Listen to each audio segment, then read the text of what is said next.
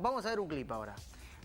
El cerebro oculto del cambio en la política argentina es Raúl Apol. ¿Quién es Raúl Apol? Bueno, vamos a hablar de él con Silvia Mercado, que escribió un libro y que explica un montón de cosas, pero ese día lo vamos a ver después de este clip.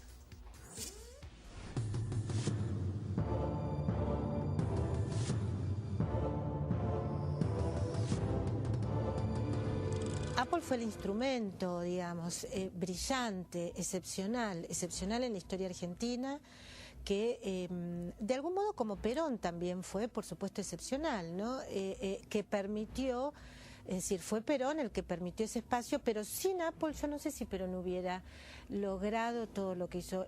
Apol era un hombre tremendamente inteligente. Conducir no es, como muchos creen, mandar. Mandar es obligar. Conducir es persuadir. La publico con el deseo profundo de que no volvamos a repetir esas páginas trágicas de nuestra historia, cuando un gobierno democrático y popular se volvió hegemónico y autoritario.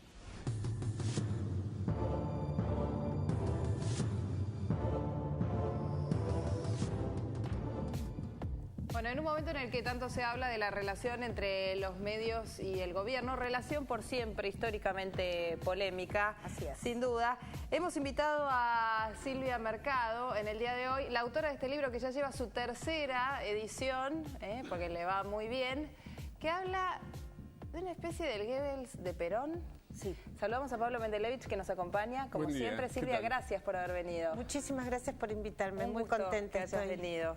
Bueno, ¿es así? ¿Es el cerebro que cambió la política argentina, como dice el libro? Bueno, Raúl Apol fue el secretario de Medios de Juan Domingo Perón. Una de las cosas que creo que demuestro en el libro es que tuvo que ver con la comunicación de Perón, incluso antes de su llegada a la presidencia, es decir, cuando era secretario, en realidad primero jefe del Departamento de Trabajo en 1943, es decir, que tuvo que ver con la comunicación de Perón ya con la Revolución del 43, y sí, digamos, Raúl Apol, además de ser periodista, era digamos, una especie de jefe de publicidad, un relacionista público, un lobista, era jefe de publicidad de Argentina Sonofilm, tuvo mucho que ver con las primeras leyes de fomento al cine nacional que hizo Perón antes incluso de llegar a la presidencia de la Nación, tuvo mucho que ver, representaba artistas, incluso tuvo que ver con el contrabando de película virgen. En un momento hubo una disputa muy grande con los Estados Unidos si no se conseguía película virgen en la Argentina, entonces gracias a Apol él consiguió que entrara vía Chile película virgen, es decir, era alguien de la comunicación. Era un personaje muy, muy importante ya cuando Perón, digamos, ya en la Revolución del 43, era un empresario exitoso, digamos, seguía siendo periodista, es como si hoy fuera un relacionista público, digamos, que tenía muchísimas tareas, en muchísimas responsabilidades en la comunicación, era un hombre muy exitoso y Perón lo consultó en una gran cantidad de decisiones que tomó, incluso durante la campaña del 1946. Y ya con Perón en la presidencia, bueno, fue el creador, según cuento ahí en el libro y lo documento, incluso de los grandes mitos del peronismo original. Por ejemplo, el 17 de octubre, por ejemplo, el renunciamiento de Evita, que fueron mitos construidos desde el aparato de comunicación del Estado. ¿Y a vos qué es lo que más te impactó a medida que ibas investigando al personaje? Porque muchas de las cosas sueltas están por allí, ¿no? En archivos, no muy investigadas. ¿Qué es lo que más te impresionó? Lo que más me impresionó, Susana, es el desconocimiento que había de la figura de Raúl Apol. Es decir, fue alguien central, de algún modo está puesto en el título, digamos, no habría peronismo sin Raúl Apol. fue una persona central en la construcción del relato peronista y sin embargo no sabíamos nada en la Argentina de sus datos más elementales, no se sabía ni cuándo había nacido, ni cómo había llegado a Perón, ni dónde había muerto, ni quién era su familia. No sabíamos además, no había detalles de cómo fue ese aparato de comunicación construido desde el Estado, la cantidad de recursos humanos, de recursos económicos, no se sabía nada. Yo una de las cosas que digo ahí en el libro es que Apple es el secreto mejor guardado por el peronismo, porque justamente Apple es, digamos, la figura de Apple demuestra cuánto tuvo que ver en la construcción del relato la decisión política de construir un relato. Claro. Es decir, sin Apple ese relato no hubiera existido y justamente por eso el peronismo lo oculta. Ajá. Ahora, eso es muy interesante porque cuanto más engrandeces la figura de Apple, o Apple, no sé cómo se dice. En realidad se dice Apple.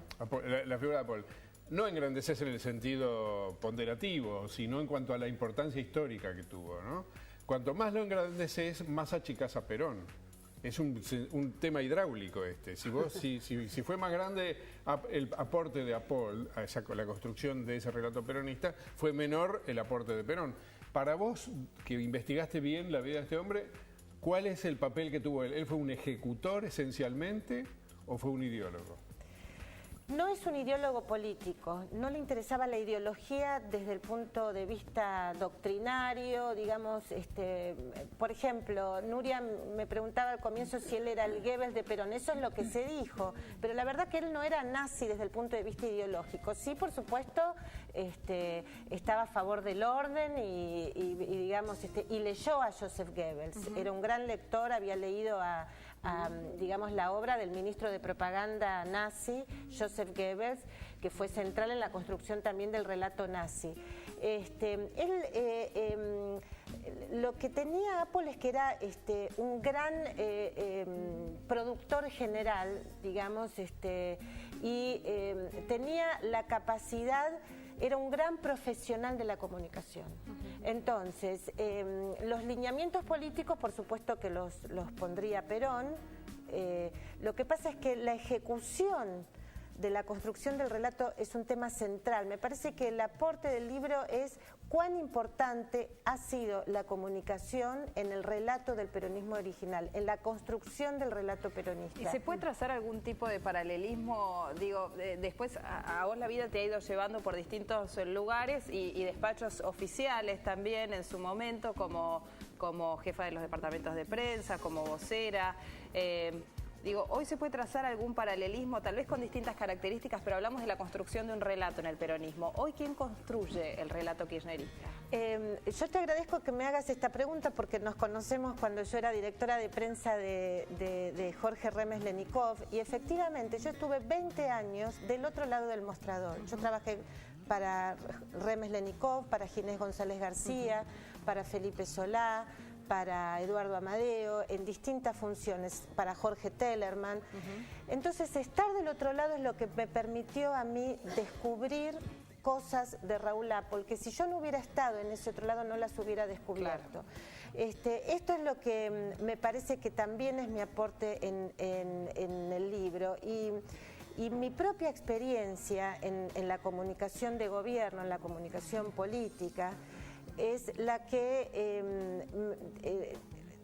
claramente me permite ver las enormes diferencias entre la comunicación política de gobiernos que aceptan la disidencia política, que son tolerantes, digamos, sectores del peronismo que son democráticos, y después este presente, que a mí me parece que es una democracia netamente autoritaria, como fue la democracia original de Perón. Yo creo que los dos primeros gobiernos de Perón fueron democráticos, por supuesto, porque llegaron por el voto popular, pero de profundos contenidos autoritarios.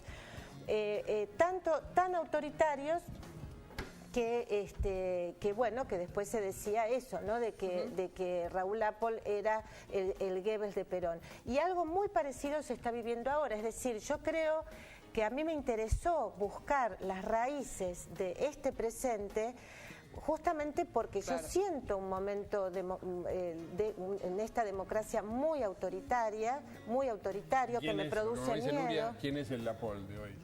¿Quién es el Apple de hoy? Bueno, Apple tenía un rol integral en ese momento, es decir, se encargaba hasta de las grandes puestas en escena. Sí. Hoy no es así. Hoy hay alguien que se dedica a las puestas en escenas, como es el caso de Grossman.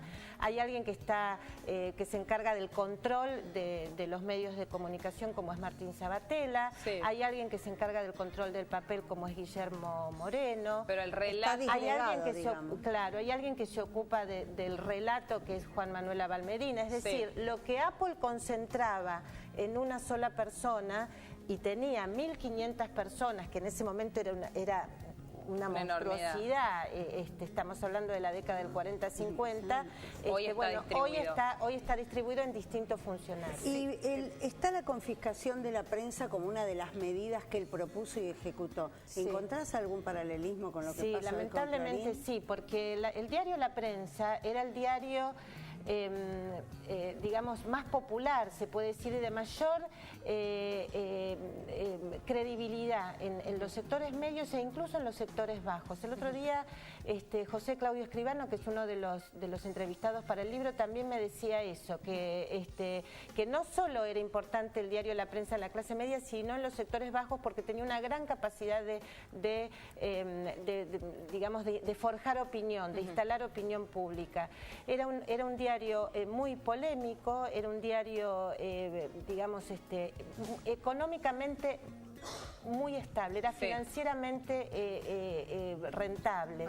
Y yo encuentro, lamentablemente, no solo en lo que está pasando con el Grupo Clarín, sino en general con todos los medios independientes, digamos, los que no se han domesticado al aparato de comunicación del Estado, muchas semejanzas entre ese pasado y este presente. Cortito, Pablo, hay algo sobre la ruta del dinero que no podemos dejar de preguntarle a Silvia, pero no te quiero... No, solamente que la prensa tenía el negocio de los avisos clasificados y que después de la confiscación pasó a Clarín, ¿no? Así es. Después de, digamos, un proceso, digamos, el crecimiento de Clarín es posterior, digamos, no durante el gobierno peronista. Silvia, a Fariña, para centrarnos en uno de los temas de ahora, a Fariña lo convencieron desde el propio gobierno de que bajara el nivel de su denuncia, que la desacreditara, que se arrepintiera, que se hiciera que se pegó un golpe en la cabeza y que no supo nunca lo que dijo. Sí, yo me enteré en un almuerzo de casualidad donde había otras personas, que Leonardo Fariña fue citado por Carlos Zanini, fue llevado al despacho de Carlos Zanini directamente para, hacerle cambiar lo que había declarado en el programa de Jorge Lanata y efectivamente para confundir a la opinión pública. Es decir, que Carlos Zanini también trabaja en el aparato de comunicación del gobierno. Eso también, desde mi punto de vista, y así lo puse en Twitter, demostró cuán preocupada estaba la presidenta de la Nación por estas denuncias en el programa de Jorge Lanata. Porque si no, Carlos Zanini, que es el secretario legal y técnico de la presidencia, no se hubiera involucrado en forma personal. Bien, Silvia, muchísimas gracias por haber venido. Es un gusto. Imagínate que hay que pelear con los voceros de los ministros, ¿no? Y más del ministro de Economía. ¡Oh, bravísima! Te tengo mucho cariño. Gracias por venir. Gracias. Silvia, gracias a Pablo. Vos te quedás un ratito más con nosotros y Susana también. Nosotros nos vamos a ir a la pausa. Tenemos más Banda 3.0 hasta las 10.